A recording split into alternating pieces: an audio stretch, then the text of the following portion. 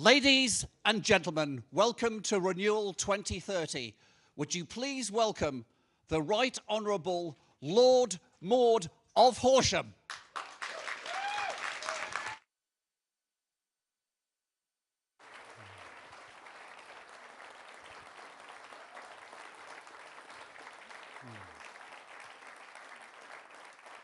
Well, thank you all very much. Good morning. Thank you for coming today to this great event. My name is Francis Maud. I was first elected into the House of Commons in 1983. Since then, we've had no fewer than 10 party leaders. I've worked with most of them, and I've been able to see pretty close up how the job's changed over that time. It's got a lot tougher over that time. The demands have multiplied, even if it's only because the technical accomplishments you need as leader, in a world where there's no longer anywhere for a leader to hide, it's just got harder. And for our next leader, the next Conservative Party leader, it's going to be a really tough gig. Because let's face it, July, that election was emphatically an election the Conservatives lost. Labour didn't positively win it. It was an election we lost. So the new leader's task will not just be to lead an effective, responsible opposition. That's going to be important, obviously. With a powerful campaigning machine, that's crucial. But crucially, patiently, painfully, the hardest task is going to be to rebuild the party to be a credible and electable alternative government. And that won't happen spontaneously. It has to come from the top, from the leader. So what qualities does that leader need to make that work? Well, there are some things that are givens: brains, courage, competence. These are essential. Proven skills in the House of Commons, on the media, the ability to campaign, the ability to engage in a normal way with normal people. That's pretty good too. But when you need to rebuild trust and recover credibility, there's no substitute for honesty, integrity, and consistency. Willing to listen, yes. Ready to take advice, of course.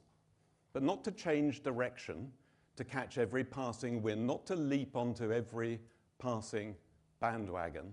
That's the politics that people have come to despise. And let's face it, 2024, this was a much worse result for us than 1997. And it took us 4 leaders and 3 more elections to get us back into government. Back then, there was no certainty that the party would even survive, let alone recover. And the challenge today is even tougher than it was back then. We have one chance to halt the slide and to start this long climb back. And that starts with the leader we choose, and there's no guarantee that we'll get a second chance. I met Kemi first nearly 20 years ago. Thanks, Connor, for introducing me. And this sparky young woman said she was passionate about politics. And she asked me what she should do. I said, stand for Parliament. And she did. And since then, she's shown she's got all of the qualities I've described. But there's a bit more than that. She's shown that she's a real star. She's got real star quality. And I can tell you this, Kemi's a one-off. Leaders like her, they come, if we're lucky, they come along once in a generation. And I can tell you this, we're really lucky to have her. And I'm really proud to support her. Thank you.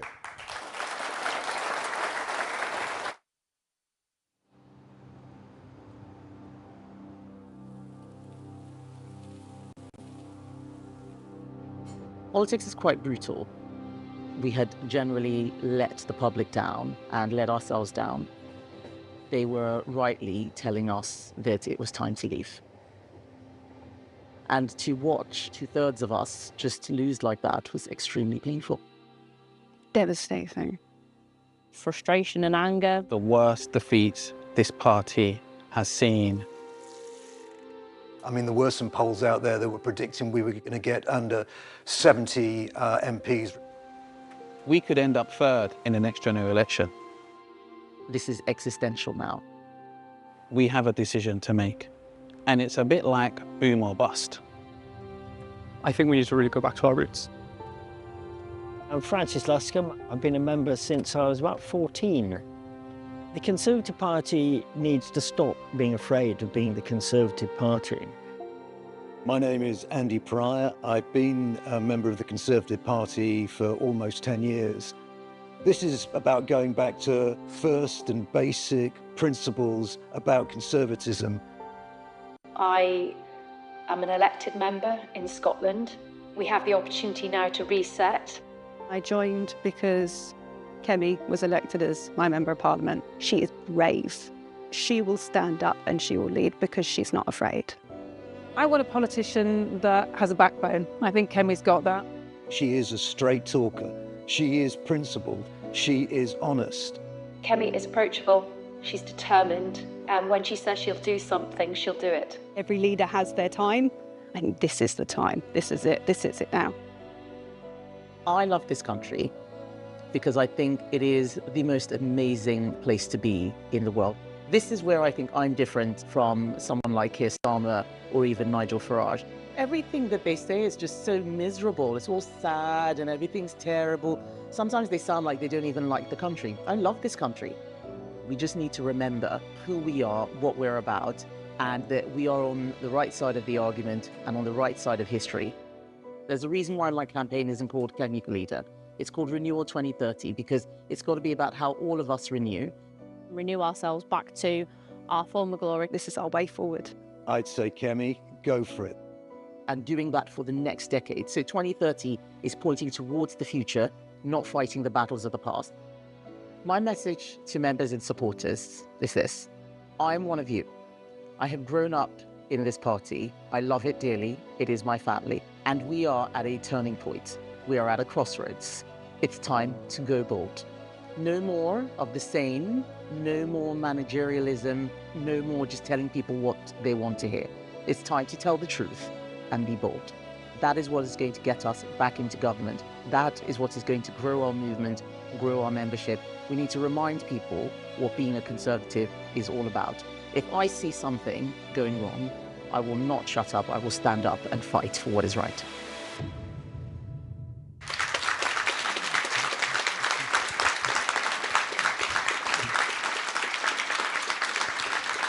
Ladies and gentlemen, please welcome the Right Honourable Claire Coutinho.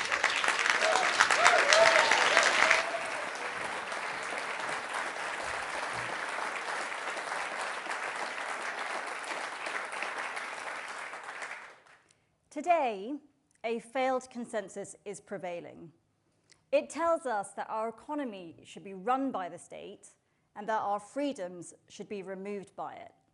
It tells us that our borders should be open, but when it comes to free speech, our mouths should be shut. So it's not enough for us Conservatives to preach to the converted.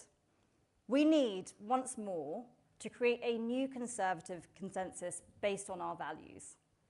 That's why Kemi Badenoch is the best person to lead our party and our country. Time and again, Kemi has shown that she will defend causes which are proven to be right. I first worked with Kemi when she asked me to help her defend Dr. Tony Sewell, a brilliant educationalist who examined all the data on race and then was attacked for saying that Britain was a model for white majority countries whilst he was setting out how to improve millions of lives. It would have been easy for Kemi to stay silent, like most people. She didn't. When net zero legislation was rushed through Parliament, it would have been easy for Kemi to forego asking any questions like most people. She didn't. And when gender activists were putting vulnerable women and children's rights at risk, it would have been easy for Kemi to stay quiet like most people. She didn't. Because Kemi isn't most people. She has the courage and conviction to make the political weather while advancing Conservative causes. And we'll need this because Labour governments, all of their true colours are being exposed every single day. More taxes, more regulation, more immigration, more money for public sector unions, less money for pensioners, and an energy policy that will leave us poorer, colder, and at the mercy of China. And they're only 2 months in. So we could just wait for the country to get tired of Labour. That, after all, was the Labour Party's entire strategy when they were in opposition. But that's not good enough. And Kemi has too much respect for this country to just sit back and let Labour destroy it. She won't reach for the easy answers. She will hunt down the right ones. She tells the truth, even when people don't want to hear it. And no matter what people throw at her, when she knows that she's fighting in the public's interests, she doesn't get blown off course. Kemi will forge a new Conservative consensus, revitalise our party, and rebuild our country. Ladies and gentlemen, I give you my friend, our next Conservative leader, and our future Prime Minister, Kemi Badenoch.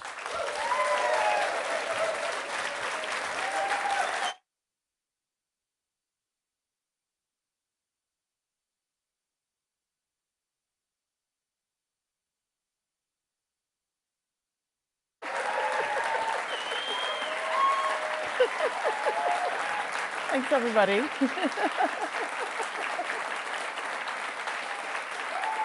Thank you.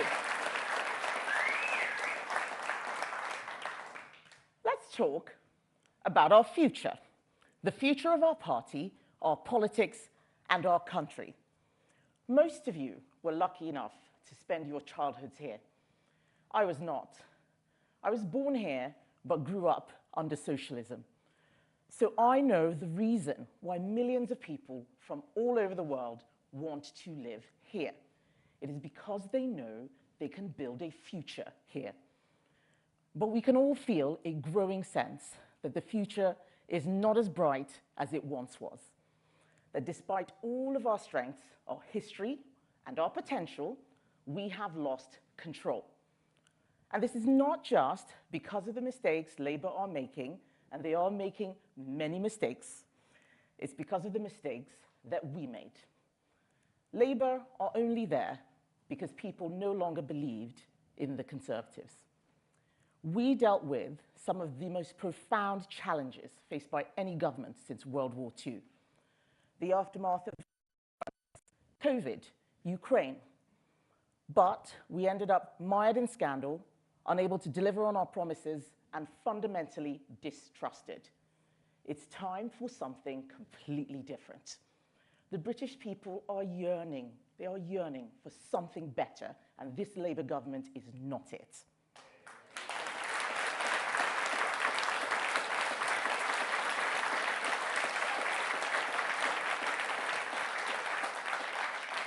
Labour have no ideas. At best, they are re-announcing things we have already done, and at their worst, they are clueless, irresponsible, and dishonest. They are trying to pull the wool over the eyes of the public about the state of Britain's finances, placing political donors into civil service jobs, pretending that they had no plans to cut pensioner benefits before the election, and then doing exactly that to cover the cost of pay rises for the unions with no promise of reform. But their model of spend, spend, spend is broken, and they don't know what to do. And this will only lead to even more cynicism in politics.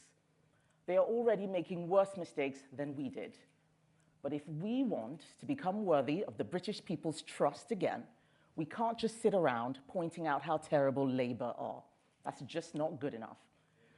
And we can't just keep having the same policy arguments from the last parliament. We are not in power, we lost. Labour will fail. And when that time comes and the British people are looking for change, we have to be that change.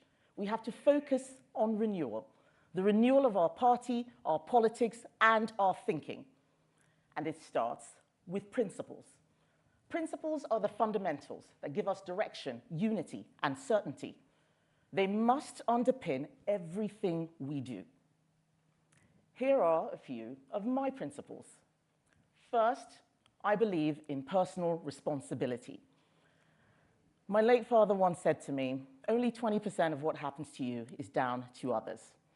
80% is down to your actions and your choices. That is why I believe in personal responsibility. That is why I know that the government cannot solve all our problems, and nor should it try to.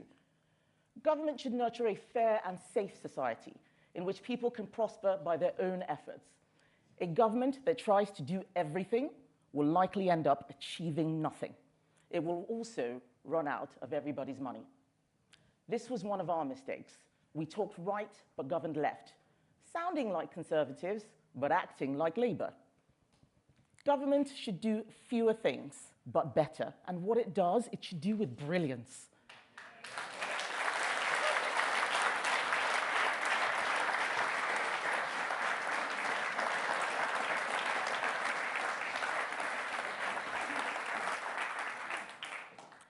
Second, I believe in citizenship. Citizenship is not just about having a passport. It is a commitment to a country and the people in it. A country belongs to its citizens. It is nothing without them. We cannot treat their needs or concerns as secondary or inconvenient or of a lower priority than anyone else's. People should not be made to feel guilty for questioning levels of immigration, legal or illegal, if it is changing the place they know and love.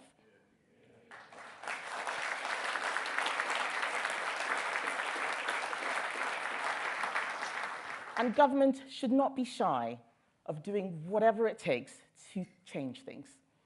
If people don't want their taxes to pay for foreign criminals to be in our jails or on our streets, those criminals should be removed. If they want local people to have priority for housing, for benefits, for school places, we must make that happen. Our country is not a dormitory for people just here to make money or a hotel for those passing through. It is our home, and no one else will look after it.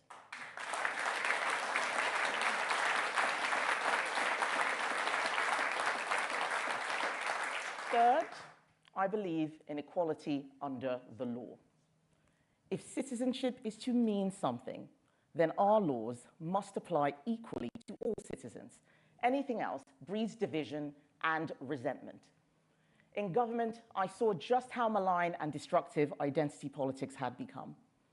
Laws brought in to protect everyone were used by left-wingers to protect certain groups over others. We've seen in history what happens when governments do this. That must not happen here. And that is why, when everyone was talking about the 5 new MPs from Reform, I was far, far more worried about the 5 new MPs elected on the back of sectarian Islamist politics, alien ideas that have no place here.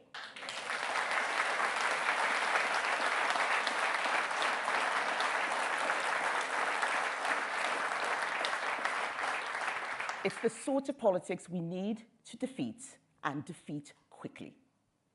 Fourth, I believe in the family.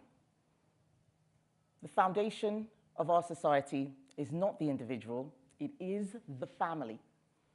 Whether it's the family we're born into or the family we built, my family is everything to me. It's everything to most of us. And sometimes government just doesn't get family. It wants to help with childcare, not because it loves children, but so that their moms can get back to work quickly. We need to celebrate families. We need to place them at the center of our politics and our actions for the good of society, not for the good of the Treasury. Fifth, thank you.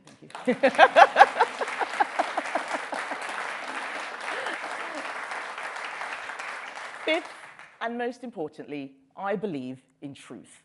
Truth is not relative. Those who know me best know that I don't do spin. I do charm, sometimes. Sometimes I do charm. But I think life is better when people say what they think. I think politics is better when we tell it like it is. Spin can only get you so far. It is better to deal with hard truths today than big problems tomorrow. And this has been the central failure of politics for 25 years, maybe even longer. For too long, politics has just been about working out what the voters want to hear and then saying it back to them. It is the triumph of words over deeds, and that has to change.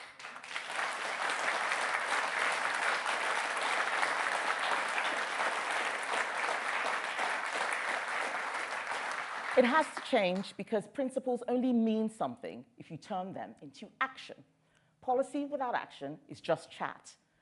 But our whole system is broken. In government, I had to keep fighting that system, a system that has evolved over recent decades to stop governments doing things they were elected to do.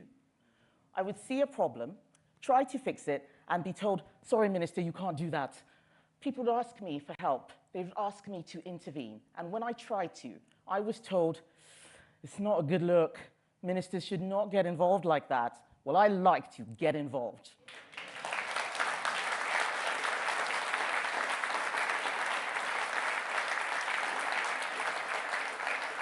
It's time to make sure that governments can do what they're elected to do. Because if they cannot, then democracy does not mean anything.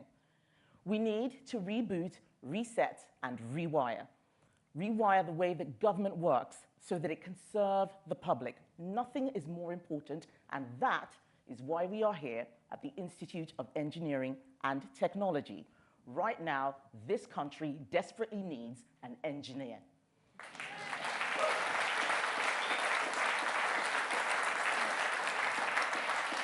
Engineers fix problems. We do tough stuff. Getting my engineering degree was much harder than running for the leadership of the Conservative Party. But it gave me a whole new way of looking at the world. Engineers are realists. We see the world as it truly is, but we can also dream, and we can plot a path from idea to reality. We don't make things better just by using words. There is little room for error in what we do. When I worked in banking, if my code broke, people would lose their money. If engineers build a plane badly, it crashes. A bridge built to the wrong spec comes tumbling down. So we know how to build systems that work. It is because we understand trade-offs. We don't try to do everything. We understand how to manage limitations and expectations. Every engineer has had to explain the magic triangle of quality, cost, and time. Things can be good. They can be fast, they can be cheap, but they can't be all three. Many politicians simply do not understand that. That's why they run into trouble. Too often, politicians pretend that we can have everything. So they make promises they cannot keep. They say you can spend more on everything and still have lower taxes. They say that there are huge efficiencies to be had in government without identifying them. They propose huge changes without making plans. Engineers accept reality. Engineers are honest. Engineers get stuff done. I am an engineer.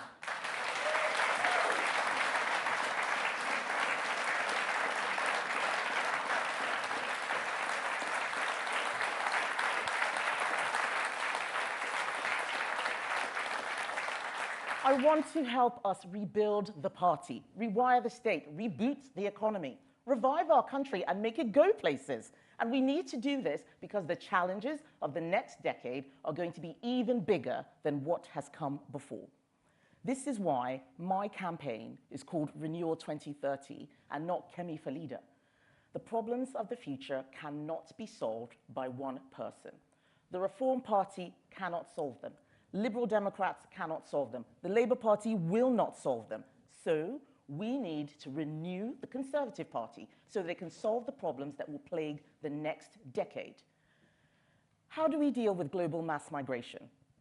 What jobs will be left when artificial intelligence is doing all the fun stuff? How do we know what is real when so much is not? How does an NHS designed for a young working population adapt to a complex aging population?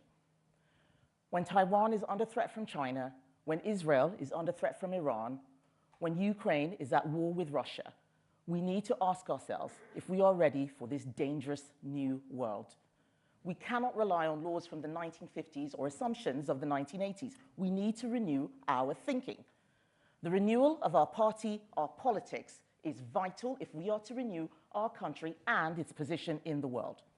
I don't pretend I have all the answers, but I'm an engineer. I know how to find them.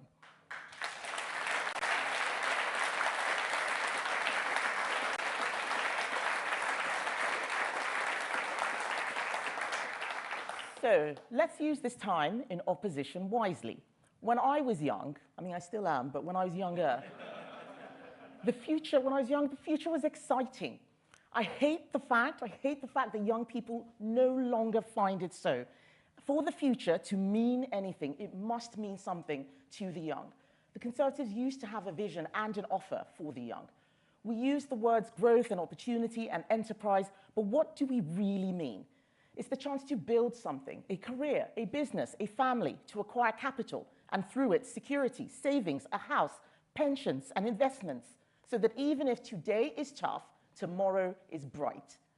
We have always believed that government should help you in that endeavor, not get in your way, that it should be fair and honest and even-handed, that it should share and strengthen the values and the spirit of the nation, that the dynamism that such enterprise unleashes will enrich us all. We need to be confident Conservatives again.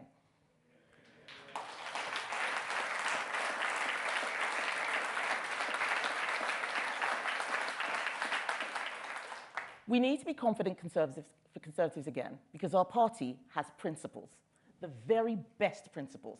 They are the principles of the British people, the principles not of the centre ground, but of the common ground. They are the source of our country's strength, its heritage, and its future. With the right engineering, there is no limit to what we can do. So it is time. It is time to begin this work. It is time to give new hope. It is time to renew.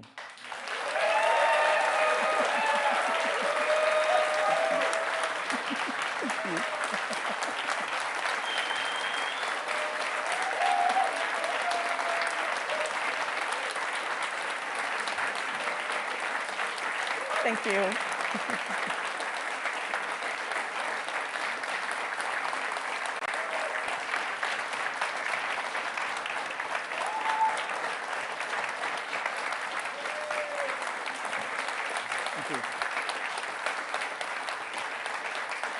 Thank you, everybody. I will now take questions from the media. I can tell they're sitting over there because they didn't stand up when everybody else was. Yeah, so first, there's some here. Thank you, thank you. So first question is Chris Mason from the BBC. Chris? Oh, hi. Hello, good morning. Chris Mason from the BBC News. Oh, thank you. I don't know. First day back for everybody. You talked there about, in a critique of the previous government, of talking right but governing left. In specific terms, can you give us some examples where you think that was the case? To give us a sense of how you might approach opposition and the prospect of government differently. Thank you. It's a great question. There were many things which I felt that we did in the last government, when I was in and when I was a backbencher, which were big state rather than limited state. What we did with net zero, in my view, was an example. We all want to deliver a better environment, but creating legislation and a target without working out how we were going to do it, in my view, was trusting regulation rather than innovation. That, for me, is an example of talking right, yet governing left. We need to move away from just telling people what they want to hear. We need to start thinking through how we are going to deliver on our promises. And that's something that I'm making at the heart of my campaign. It is why one of my principles is truth and honesty. Thank you.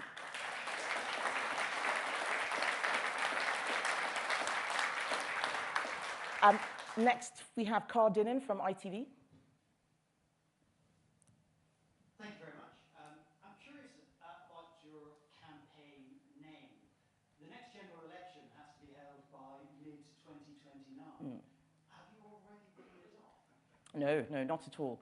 Because it's not just about the next general election.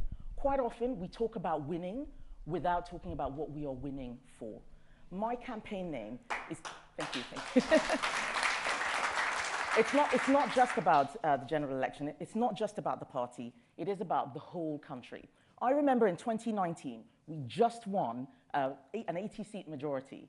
And I thought we were going to have the roaring 20s. I was turning 40, I'd been planning this big party, and before you knew it, it was COVID, we'd lost the government, prime ministers have changed, and now we're having a Labour government, and it's just 2024. And we are not going to be in government unless something very significant happens for the rest of this decade. You're right, an election is likely to be 2029, it could be earlier. But it's about the 2030s now. What does that future decade look like? In engineering, you don't start planning for things after they arrive. You think ahead, and we need to start thinking 10, 15 years' time, not just about the immediate parliamentary cycle that we're in. Thank you.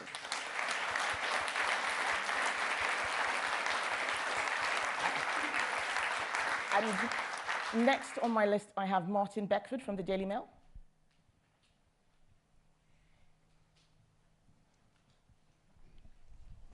Thank you. Almost every profile of you describes you as combative or confrontational, divisive, whatever. What do you say to people who say that that approach would make it difficult for you to lead the party effectively? I would say to them that I am combative on behalf of my party, not with my party.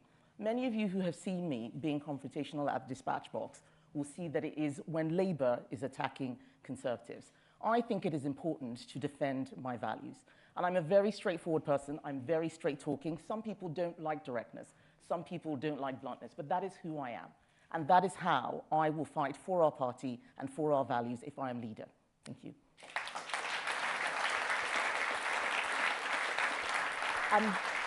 Catherine Forster from GB News.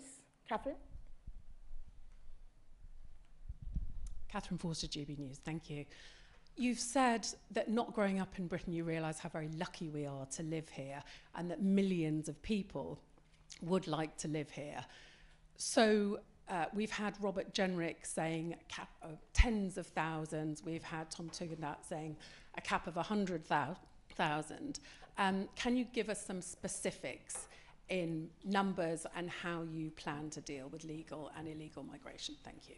Thank you. And I'm really glad you asked the migration question, because what you have said shows and illustrates quite well where things went wrong. We had a cap of tens of thousands when David Cameron came in. We need to ask ourselves, why didn't that work, rather than just saying, we'll make another promise? Something went wrong there. So it's not just about throwing out numbers and throwing out targets. Something is wrong with the system. So I'm talking about the system. People who are throwing out numbers and saying, oh, well, we'll leave the ECHR and so on, are giving you easy answers. That is how we got in this mess in the first place. I'm not going to do that.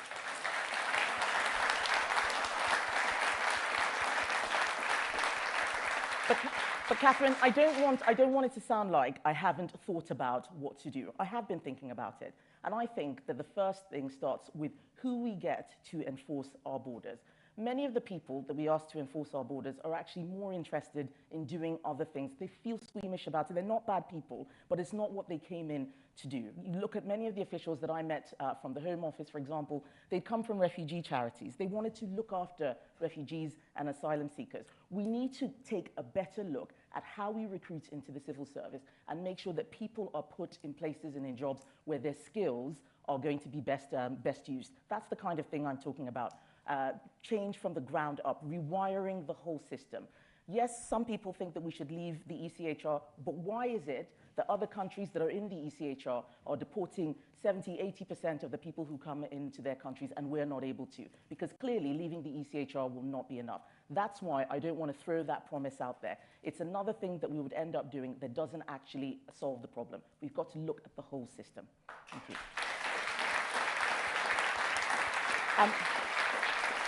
Harry Cole from Sun. Thank you very much. Harry Cole from Sun. Some of your MP colleagues say quite openly that they're worried that you're more concerned about fighting culture war issues, picking fights with Doctor Who on Twitter, than the sort of bread and butter of opposition politics, the economy, law and order. What do you say to that accusation that you don't have time for the sort of hard work of the nitty-gritty of being leader of the opposition? And on that theme, given the budget is on October the 30th, the new leader of the Conservative Party won't be in place until a week later. Are you one of those people within the Tory party who are urging the returning officer to move the date forward so the new leader can respond to the budget and set the agenda? It's quite an inside baseball question, Harry. No, I'm not one of those people. But it's always interesting. I keep hearing some MPs say this, some MPs say that. Who are these MPs? They give anonymous comments. They're not able to say it out in public.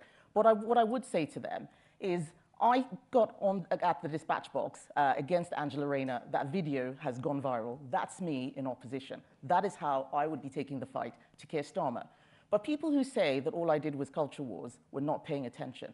I was doing my job. I was the Equalities Minister. I had to look after very, very tricky issues like race and gender, things that everybody ran away from. I didn't run away. And not only did I not run away, I defended people who needed help, and I dragged Labour onto our turf to make sure that they let go of their policy of self-ID.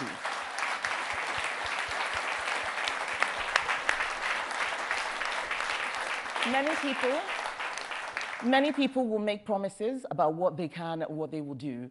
I have a record that I can stand on. I was able to do things that many other people have not been able to do. And if I am leader of the opposition, people will see that Labour will start to move because I will not let them get away scot-free with a lot of the nonsense that they've been doing now.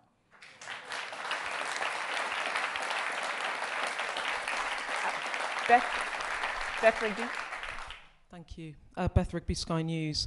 Kemi, you've criticised Labour this morning, but you've also shown some contrition for the Conservatives' worst ever defeat at the ballot box. It is a bit of a change in tone. Have you been reflecting over this during the summer? What's your diagnosis of how it went so wrong for your party?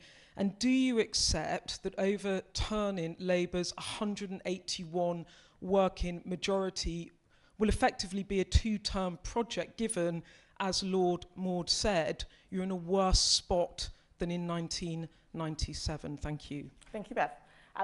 I think that the reflective period for me started long before the election. You looked at those polls, you could see what was coming. But what was interesting was during the election, knocking on lots of doors and getting the feedback. People said all sorts of things. Some people said we were too left-wing. Some people said we were too right-wing. Other people said we were too centrist. Some people said we were always fighting with each other. Other people criticized me because I wasn't fighting enough. I should have resigned from the government, and so on. And what became clear was that people didn't know what we stood for anymore. There was a lot of drift. That, I think, is at the heart of why we lost. I think we ended up delivering a sort of managerialist politics that wasn't rooted in principles, it wasn't rooted in values, and it didn't communicate why it was doing what it was doing. We were on autopilot. There was certainly a sense of fatigue with the government, but we have to do better than that because the problems are getting bigger and bigger and bigger. We see this not just in this country. When I was Trade Secretary, everywhere from Australia to Japan to Mexico, they are tackling with the same problems of immigration, of high inflation, of what to do in a low productivity era, how to deal with China. These are not UK-specific problems, and we need to start talking about them honestly, rather than offering out a new announcement every single day, which doesn't land with the public, which I think is what we did. And on the point on whether it is a two-term job, that's what people said about Labour in 2019. So there is all to play for. Politics is very different now. We live in a different age, and I am ready for a 2029 election, and I think that that battle and that fight starts now. It starts with the May elections, and as we keep running up to the end of this decade, I think people will see with me a new, refreshed, renewed Conservative Party.